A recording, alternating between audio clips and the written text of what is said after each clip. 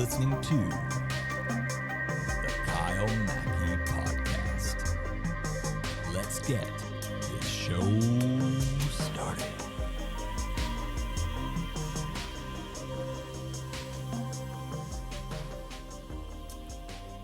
Ever feel like your mind is a chaotic marketplace of conflicting thoughts, self-judgment, and constant fear of not being good enough? What if there was a simple yet profound way to quiet that inner noise and reclaim your personal power and happiness? Well, thanks to Don Miguel Ruiz and the 4 agreements, which you can see right here, we might have a solution. And so Don Miguel Ruiz, he's a nagual, which in the Toltec teachings is a master from the Eagle Knight lineage, and he's guided to share powerful Toltec teachings, known for their practical and life-changing wisdom. The 4 agreements itself is a simple yet profound guide to personal freedom, rooted in ancient Toltec wisdom, designed to transform your life and create your own heaven on earth. So we live in this collective dream of planets where society's rules, beliefs, and agreements are domesticated into us from childhood, leading to self-judgment, fear, and emotional suffering. Our minds are often, in the terms of the 4 agreement, a mitote, which is a chaotic fog of thousands of conflicting voices, preventing us from seeing our true nature and being free. We waste an immense amount of energy maintaining these fear-based agreements and trying to please others, rather than living our own authentic lives. Now, the solution to this problem is the 4 agreements. And the 4 agreements offers a 2-part framework to break free from this domestication and reclaim our personal power. So in order to break away from these old agreements, we need to consciously be challenging and replacing these failure-based agreements that cause suffering. And the way to do this is by adopting new agreements, essentially by embracing the 4 agreements, embracing these 4 powerful new agreements to align with truth and love, leading to inner peace and happiness. So what we're going to do in today's podcast, we're going to do a deep dive into Don Miguel Ruiz's 4 agreements. We'll break down each of these 4 powerful principles, explore how they apply to your self-talk and your relationships, discussing overcoming the mitote, so that fog in our minds, and finally, how to make a conscious shift to create your more powerful heaven on earth. So the first agreement in this book is be impeccable with your words. So the concept behind this is that your word is pure magic. It's a powerful tool for creation or destruction directly from God. Being impeccable means being without sin, not using your words against yourself or others. Your word is like a seed that the human mind is a fertile ground. Using your words impeccably means planting seeds of truth and love rather than fear and emotional poison. And by using your words impeccably, it has numerous benefits. So in this book, it speaks about poison. Poison being, all the negativity that sort of comes from this and what it does to the body in a negative way. So by using your words impeccably, it clears that emotional poison from your mind and your communication. It also provides immunity from that negative spells that come from gossip and criticism from others. And it's directly proportionate to the level of self-love and leads to happiness and peace, and can ultimately transcend the dream of hell, which is the world that we live in when you take in all these negative words from other people and from yourself included, and leads to this heaven on earth. So it gives a lot of examples in the book of how words can have a positive or a negative impact on you or the world around you. An example that they use is to start off with Hitler. So Hitler used words to manipulate a whole country, activating fear and leading to war, demonstrating the destructive power of misuse of the word. And if we look back at history in general, a lot of the leaders that have made positive or negative change in the world, it's all been started from the words in which they use. Words can divide, words can unite. Words are extremely powerful tools that can cause a ripple effect throughout society. But obviously Hitler is just one that everybody around the world can relate because it had such an impact on everybody with, the Second World War. Another example, but on a much lesser scale, but potentially just as impactful, is when parents criticize. In the book, it talks about this mother who tells her daughter she has an ugly voice. She doesn't do it purposefully. She might not even mean the things she's saying.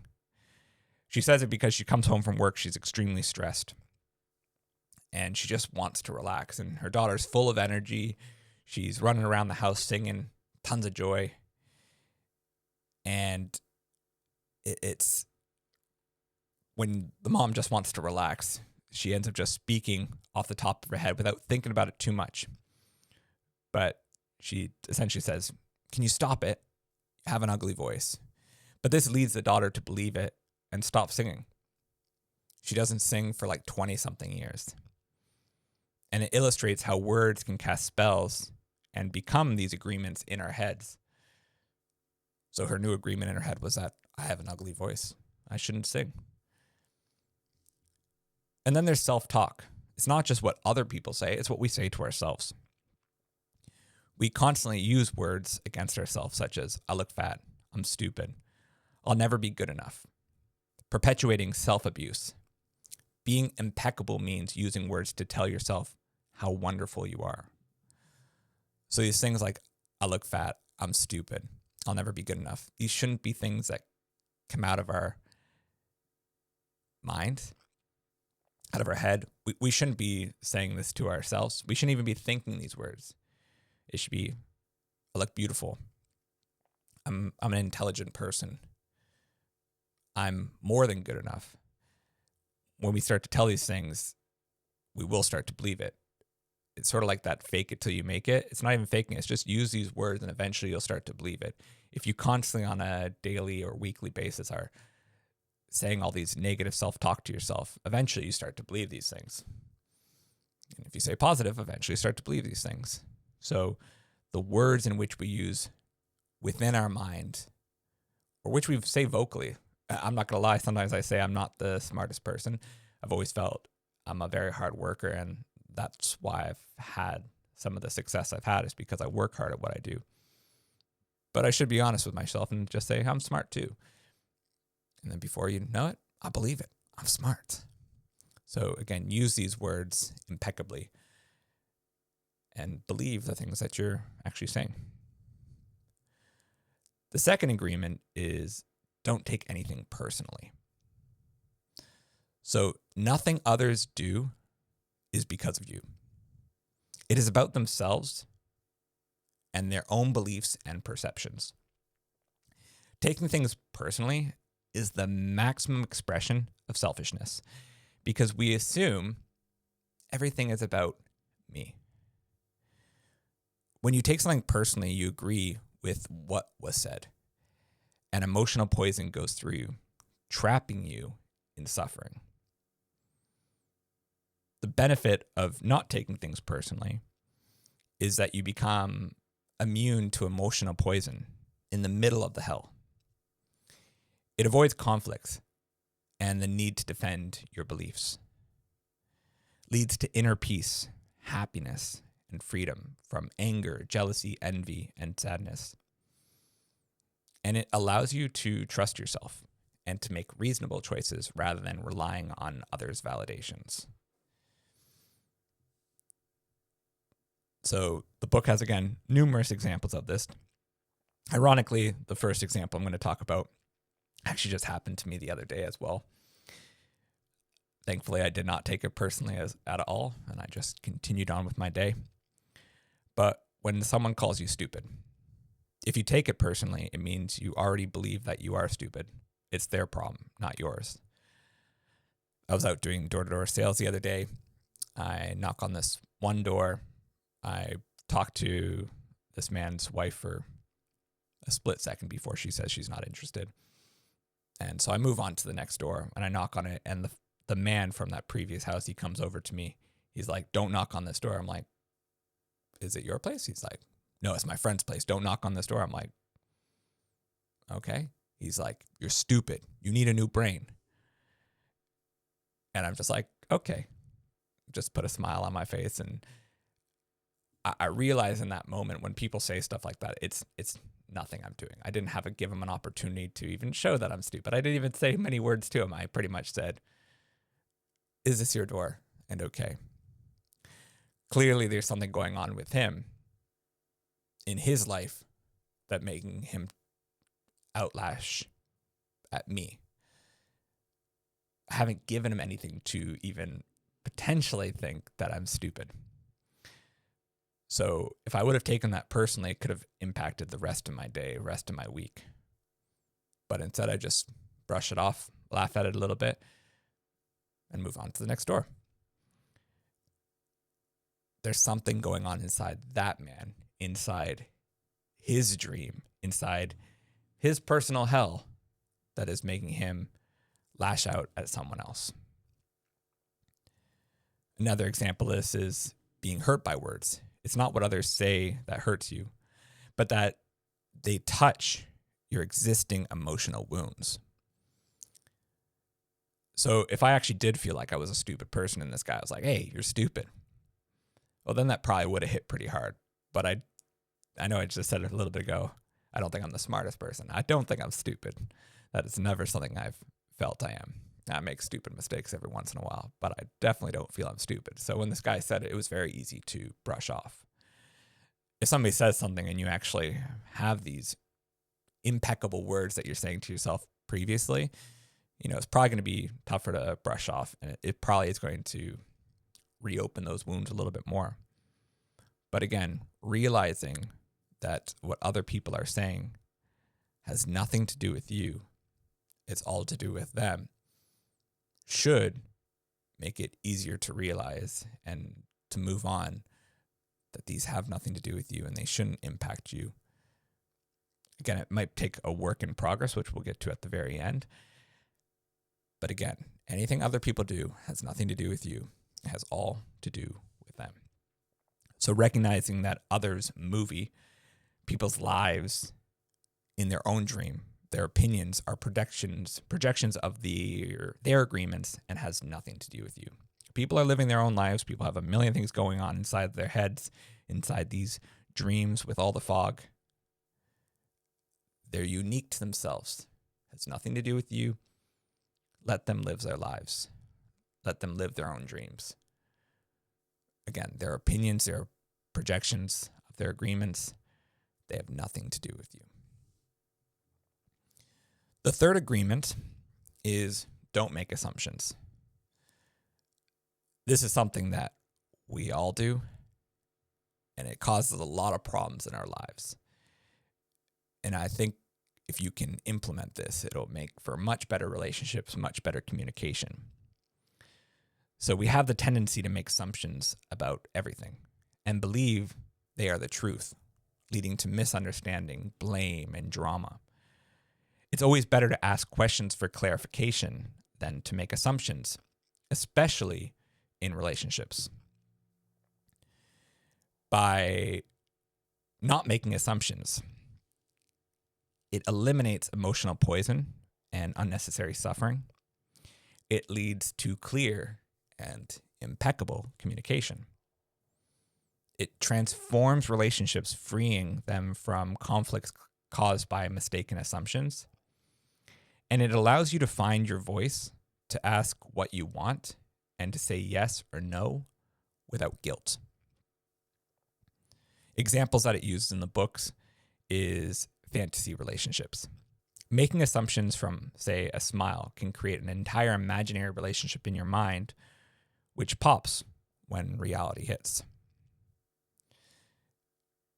Plenty of times you have somebody who's like, they just seem very friendly, and you start building up this,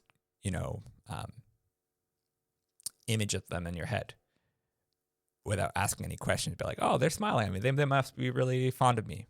But sometimes people do like that fake smile that they're really good at doing and you can't really see through it. But if you were to ask them a few more questions, be like, oh, I notice you got a smile right now. You happy in this situation or whatnot? You might get some more clarity, and you might realize that they're just faking that smile, that they're just putting on an act. And where I think this is shown even more is in relationships with like your partner. Often we assume our partner knows our desires with expressing them, which this can often lead to hurt and conflict when expectations aren't met. I would assume everybody's done this. I know I've done this before in people that I've dated, relationships that I've had, where, after you've been with somebody for months or years, you start to think that they are going to know what's going on in your head, even though there's no way that they can. Yes, sometimes they're going to have a good hunch and they might be right, but there's no way they're always going to know everything. And when you have these expectations that they do know, it ultimately is going to cause a lot of turmoil when these expectations aren't met. So you never want to assume that people know everything about you, because they definitely don't. There's no way, nobody on this planet, as far as I'm aware, is a mind reader, and your partner definitely isn't going to be. So try not to assume. Try to ask questions. And so justifying love, lying to yourself and making assumptions that your love will change somebody instead of accepting them as they are, is also another failed assumption. People aren't going to change unless they want to change, and nothing you do is going to get them to change. They are who they are. So don't assume that that's going to happen. So ultimately, don't make assumptions. Don't make assumptions about people you don't really know. Don't make assumptions about people you have really close relationships with. Don't make assumptions that people will change. Whenever you want to get that clarification and know for sure, ask more questions. Asking more questions allows you to get deeper connections, allows you to improve those relationships. And again, it gives you that clarity of what you're looking for. The last agreement, which, if done correctly, will improve all these other ones, is to always do your best. Always do your best. No more and no less. Knowing that your best will vary from moment to moment based on your energy, your health, your mood. This agreement enables the other three to become ingrained habits. Doing your best means taking action because you love it, not because you expect a reward or fear judgment. No judgment, guilt, or regrets because you know you've given it your all. It leads to self-acceptance and an intense happiness. It allows you to live life intensely and productively. And it strengthens your will and makes the practice of other agreements easier through repetition. So when you are trying to implement some of these agreements, try your best. If you fail, you can start over. So maybe you go a day implementing one of these, and then you fail. You try again. Next time you go 2 days, and then you fail, and you try again. Next time you go 3 days. You're always doing your best. You're always getting better. Ultimately, it leads to an intense happiness. And it's not just in this, it's in everything that we do, but always try your best. An example of this is this monk at where do you call it, where monks go? Monastery, yeah.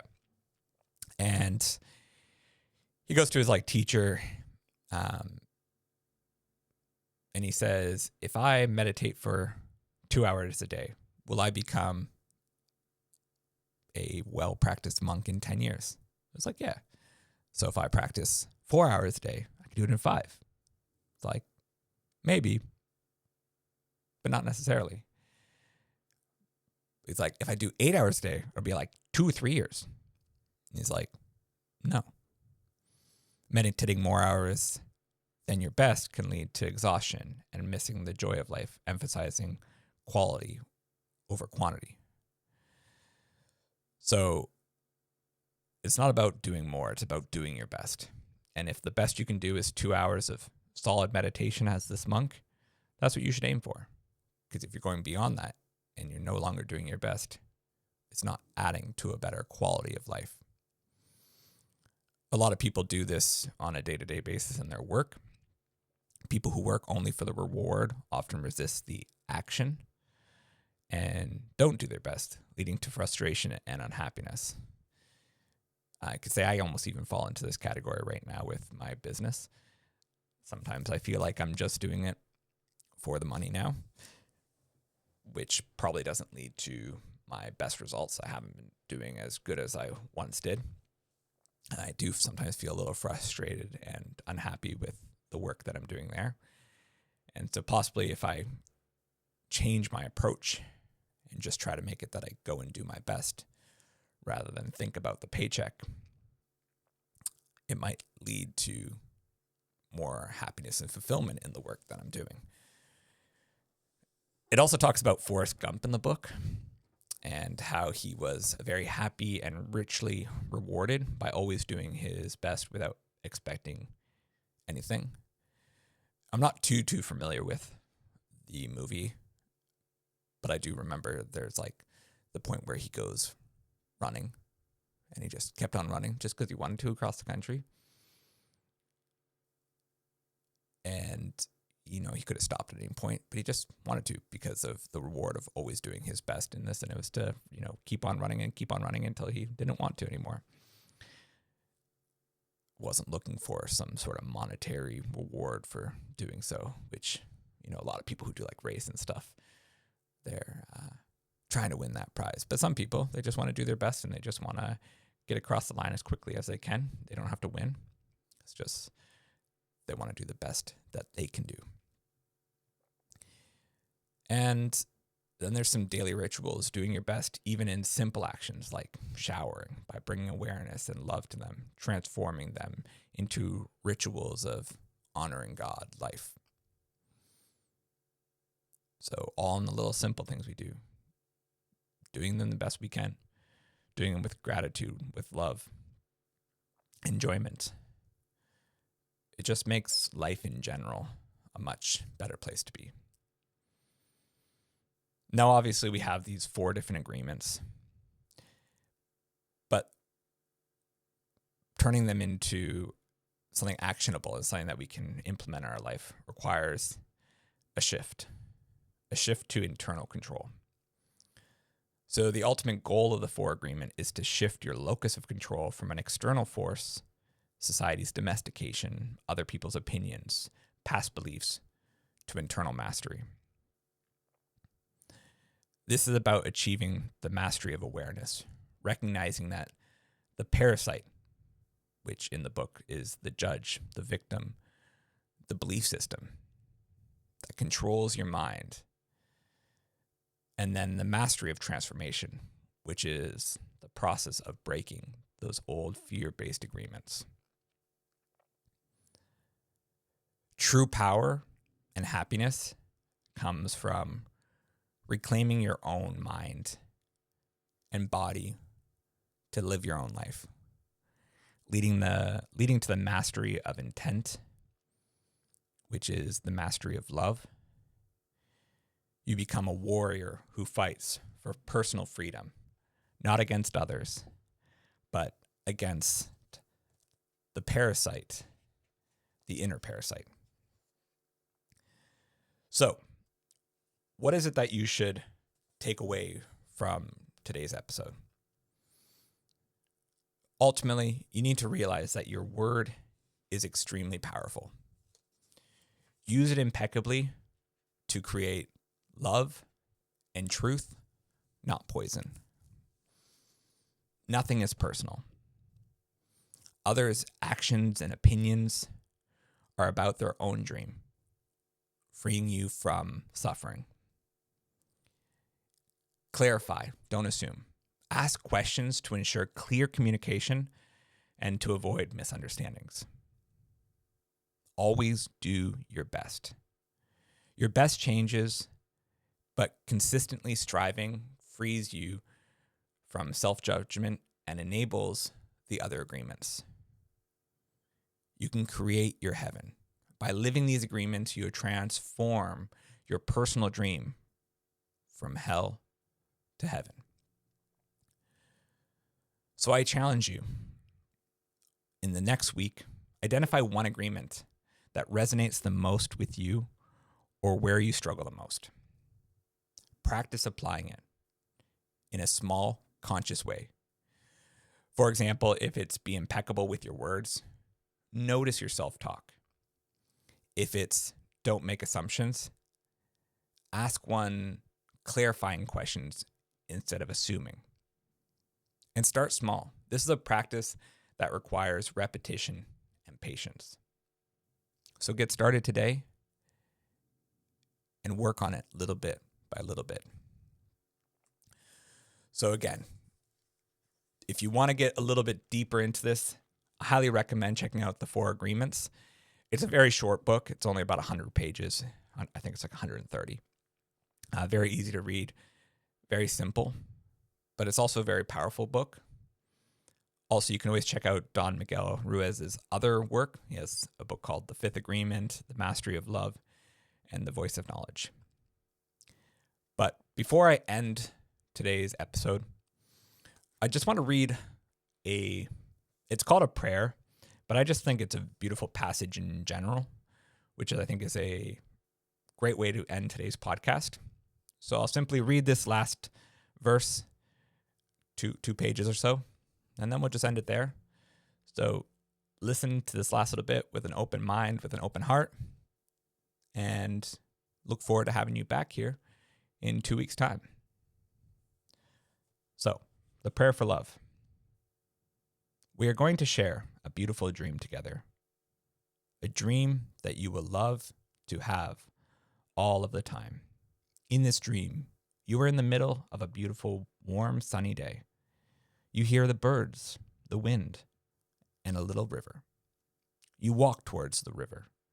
At the edge of the river is an old man in meditation, and you see that out of his head comes a beautiful light of different colors. You try not to bother him, but he notices your presence and opens his eyes. He is the kind of eyes that are full of love and a big smile. You ask him how he is able to radiate all the beautiful light. You ask him if he can teach you to do what he is doing. He replies that many, many years ago, he asked the same question of his teacher. The old man begins to tell you his story. My teacher opened his chest and took out his heart, and he took a beautiful flame from his heart. Then he opened my chest, opened my heart, and he put that little flame inside it. He put my heart back in my chest, and as soon as my heart was inside me, I felt intense love, because the flame he put in my heart was his own love. That flame grew in my heart and became a big, big fire. A fire that doesn't burn, but purifies everything that it touches. And the fire touched each one of the cells of my body. And the cells of my body loved me back.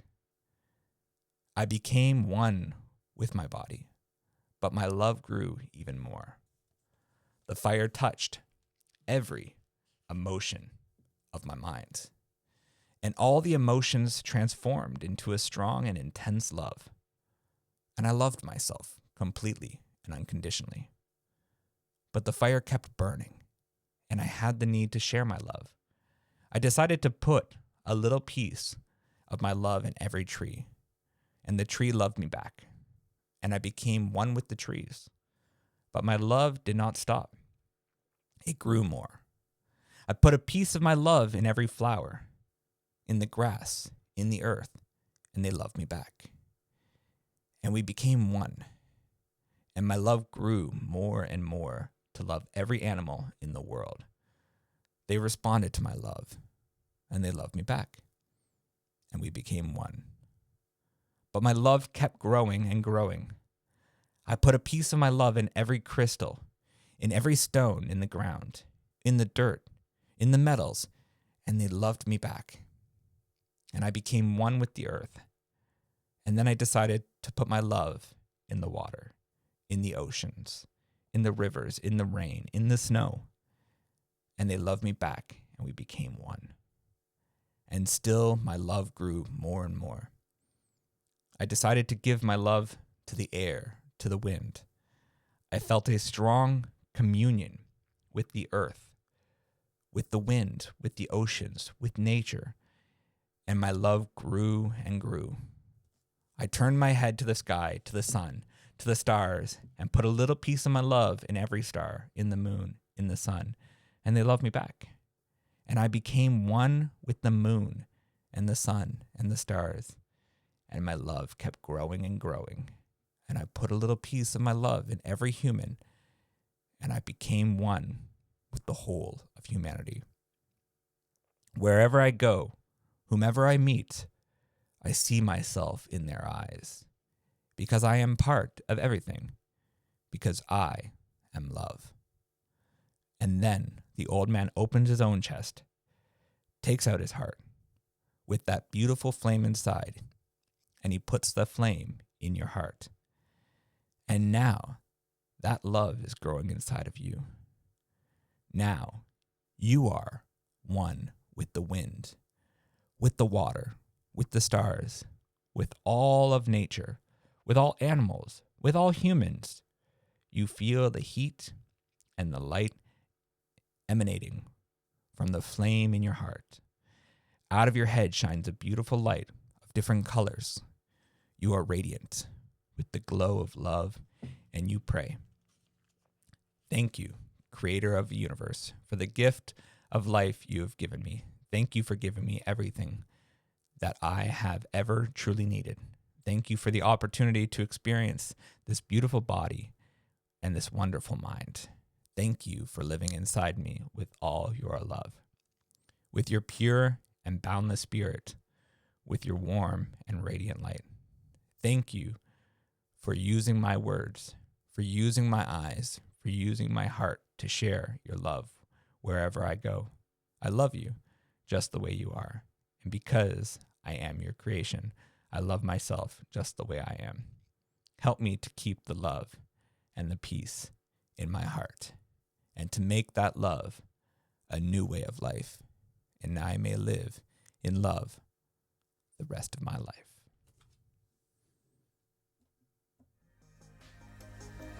Thanks for listening, and don't forget to like, share, and subscribe.